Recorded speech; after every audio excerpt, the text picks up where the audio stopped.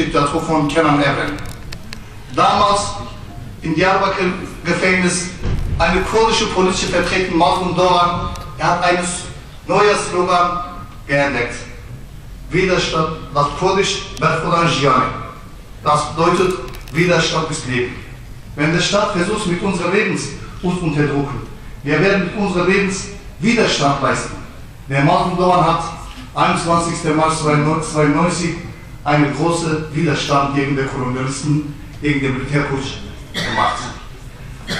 Seit Schmidt-Kawa und Moderns-Kawa bis heute Newroz jedes Jahr eine neue Bedeutung für kurdische Volk.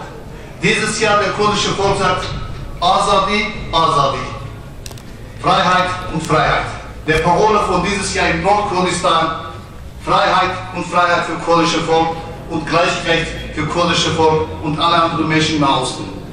In Deutschland natürlich, Ulla Yepke hat das ein paar Sachen gesagt, vor 2 Jahren, wir haben hier in diesem Abgeordnetenhaus eine Konferenz mit Geraseddin Sayan zusammen gemacht.